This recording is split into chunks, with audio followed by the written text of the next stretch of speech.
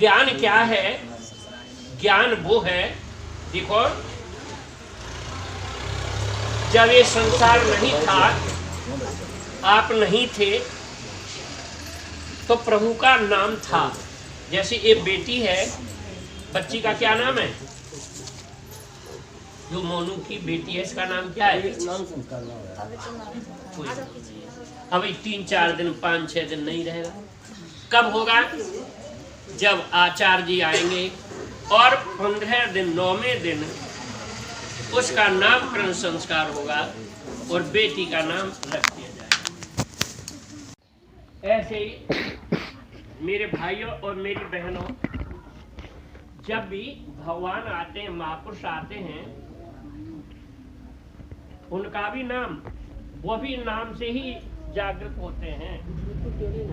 नाम से ही। कैसे? मेरी भाषा तो समझ लो। जैसे राम आए थे तो भगवान श्री राम का क्या नाम था? अभी नाम समझ में आ जाएगा। राम का क्या नाम था?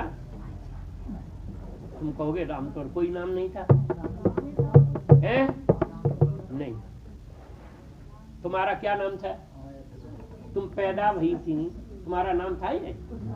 पूछा होगा, फोन भी नहीं थे क्या? कोई खुशखबरी कि भाई छोरी का जन्म हुआ है घर में, एक छोरी आई है, एक बेटी आई है, लाली आई है, और क्या कहते हैं?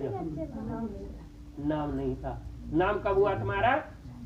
9 दिन के बाद। और जिसने पंचकों में जन्म ले लिया तो कितने दिन बाद? 27 दिन के बाद तुम्हारा नामकरण संस्कार पंडित ने किया। राम आए थे, क्या नाम था राम का? पुत्र था। दासी महाराज दशरथ के पास जाती है कि बधाई हो।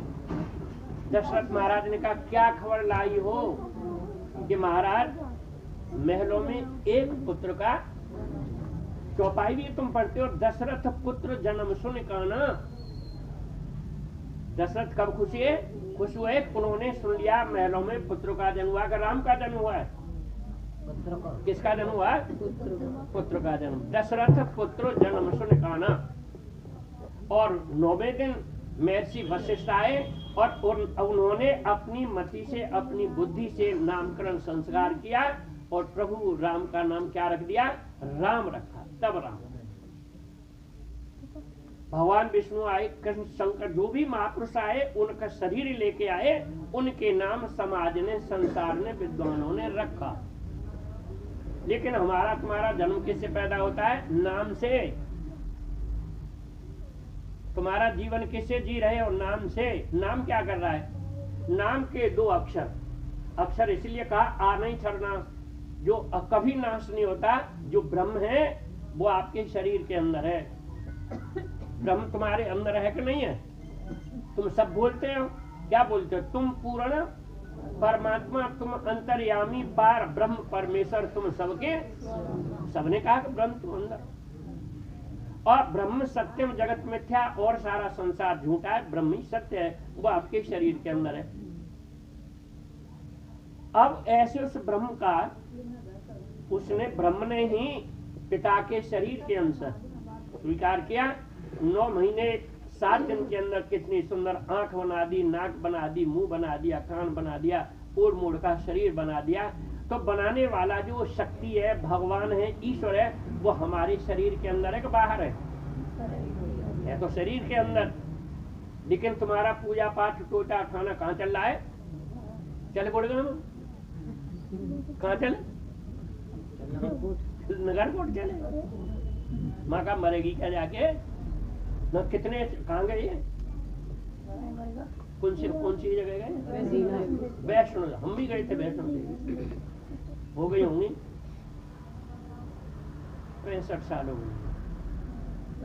तो उसमें एक ऐसा छेद था, है ना, और उस छेद में होके ऐसे घुसते थे, और घुसने के बाद में नीचे पानी चल रहा था। वहां एक दाढ़ी वाला बैठा पुजारी, तो मैंने कहा भैया कद निकलो बाहर, ऐसे ही फिर घुसना पड़ेगा उसमें। मैंने किया आए हैं तो देख तो लेने दे हमको। मैंने की ये मूर्ति, ये पत्थर की है, सोने की है, चांदी की है, ये बता दे कि चलो चलो। तो उसने मुझे 1 पैसा दिया, छेद वाला पैसा चलता था। देते हैं ना प्रसाद में, अब पता नहीं देते नहीं है। पैसा दिया, छेद का पैसा मैंने उंगली में ऐसे डाल लिया और चलाया, वो छेद का पैसा तांबे का था। मैंने की ये है मैया, है ना। तो इतनी बड़ी पिंडी सी रखी, वो भी ऐसे बैठा, गुफा सी बनी हुई, तो इसमें अब तो तोड़ ताड़ के रूपांतरण कर दिया। अब बताओ वहां कितने आदमी गए, मर कितने मरे, भगवान के दर्शन हो गए, उनका कल्याण हो गया, हो गया क्या, मुक्ति मिल गई। तो इसीलिए मेरी बहनों, ये जो सत्संग इसीलिए होता है कि हमारे विचारों में परिवर्तन करे। अरे जिससे हम जी रहे हैं, जो हमारी शक्ति है, सर्वस्व है, तो हमारे शरीर के अंदर है। उसी के लिए कहा बिन पग चले सुने बिन काना, बिन कर कर्म करे विध नाना, आनंद रहित शकल रस होगी, बिन वाणी वक्ता बड़ी होगी। हमारे शरीर के अंदर वो शक्ति है, तो हमारे सारे रिश्ते, हमारी आंख देखती है, कान सुन रहे, सारी बॉडी फंक्शन कर रही है, और वो शक्ति अपना काम बंद कर दे तो एक चम्मच गंगा जल निकला नहीं जाता, कि निकल जाते हैं। एक चम्मच गंगा जल डालते हैं, वो गंगा जल इधर से उधर निकल जाता, निकल नहीं सकता। खाने वाला, पीने वाला, सुनने वाला, देने वाला, लेने वाला भगवान हमारे शरीर के अंदर है कि बाहर है। तुम्हारा पूजा पाठ जो हो रहा है, कब तक हो रहा है, अंदर है। जब तक सारे रिश्ते और वो शक्ति अंदर अपना काम करना छोड़ दे, तो काम क्या कर रही है, नाम की बात कर रहा था। सीधे बैठ जाओ, सीधे। जो तुम्हारे नाक के सूर आगे 2 छेद हैं, इनके अंदर क्या परिवर्तन हो रहा है कि बाहर से जो ऑक्सीजन है, हवा है, ये इनके द्वारा जा रही है, नाभि तक, टूंडी तक जाती है। तुम खींच अपने आप प्राण को चला रही हो, कोई चला रहा है, कोई इस ऑक्सीजन को खींच के ले जा रहा है, कहां तक, नाभि टुंडी तक।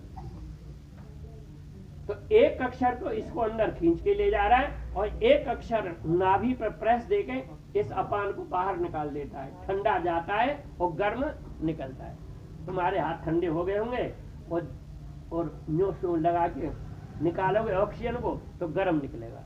कितना गजब गजब का हीटर है अंदर, कि कितनी शीतल मंद सुगंध समीरा ठंडी हवा जा रही है, और जाने और आने में वो गर्म हवा हो जाती। करके देख लो। ऐसा परमात्मा तुम्हारे शरीर के अंदर है, और वो अपने प्राण शक्ति जो चलाने, इसी को रोक दे और तुम्हारे शरीर के अंदर ऑक्सीजन न जाए, तो फिर तुम्हारा कुछ महत्व है, फिर तुम्हारा सुंदर शरीर छूने का अधिकार नहीं है। फिर माँ, बहन, भैया, चाची, ताई फिर छूने से कतर जाएंगे, रिश्ते खत्म। कहाँ डाल देंगे, धरती पर। और प्राण चल रहा, जब तक कम्बल उठाएंगे या क्या क्या उठाएंगे, बहुत व्यवस्था करेंगे, दादी है, मैया है, और श्वास रुक गया तो क्या हुआ भाई, श्वास नहीं है, अब तो मिट्टी है, नीचे डालो। कहाँ बेड पर डाल देंगे, डालेंगे तुम्हें धरती में, धरती में डाल दिया। छोरी कही, दादी, अम्मा बोल, रोवेगी छोरी, देखो बड़ा लाड़ पाड़ दिया ना। अब पड़ोसी लोग क्या कहेंगे, बेटा रोते नहीं है, दादी तो ये मिट्टी पर क्या पड़ी है, मिट्टी पर। मेरा कहने का भाव सिर्फ इतना है कि आपका सम्मान, आदर, नाते, रिश्ते, रिलेशन कब तक मजबूत है, ये सारा संसार तुम्हारा, तुम संसार के कब तक, कि जब तक ये श्वास चल रहा है। अब श्वास निकलने के बाद में जहां तुम पूजा पाठ करती हो, देवी देवता भगवान, किसी का परिवर्तन होता है क्या, तो तुम्हारे शरीर के अंदर बाहर का भगवान काम आ रहा है, अंदर का। तुम्हारे शरीर के अंदर भगवान, देवी देवता अंदर का काम कर रहा है कि बाहर का, अंदर का। और तुम्हारा पूजा पाठ टुनटुनिया कहाँ बज रही है, सही बज रही है। अरे तोता से पढ़ रही हो तुम। तुम्हें समझ में कब आएगी, जिसके लिए जीवन मिला, इसीलिए जीवन मिला तुम्हें। जीवन किसी लिए मिला कि अंदर उस ध्यान की टेक्निक को सीखो। कहाँ जाएं, जो चीज जहां वहीं से प्राप्त होगी, तो वो कहां पर है, भगवान ईश्वर कहाँ है, ईश्वर है, तुम हो। तुम झूठ मत बोलो, तुम्हारा कल्याण हो जाए। झूठ बोलोगी तो तुम्हारे साथ बहुत गलत होगा। सच क्या बोले, आप क्या कहती हो? अब मेरी आवाज बाहर तो जाएगी नहीं, और तुम्हें सुन लिया, तुम्हें से कहूंगा मैं, क्या क्या बोलती हो तुम हो एक कितना और सबके। कितनी सुंदर बात करी है, तो बूढ़ी चीज है, लेकिन बात कितने गजब की है। तुम हो एक अगोचर सबके प्राणपति। अब ये देखो, प्राण किसके नहीं चल रहे? जिसके प्राण नहीं चले हाथ उठा दो, ऐसे सीधा उठा दो, उठा दो, उठाओ। कितनी होशियार है जी। तुम तो इतनी होशियार हो कि मूर्ख बना दिया तुमने आदमियों को। इतनी होशियार हो तुम, हंस क्यों रही हो तुम? मैंने कहा जिसके प्राण नहीं चल रहे हाथ उठा दो, एक भी हाथ नहीं था। इसका मतलब सबके प्राण चल रहे हैं। तुम हो एक अगोचर सबके प्राणपति।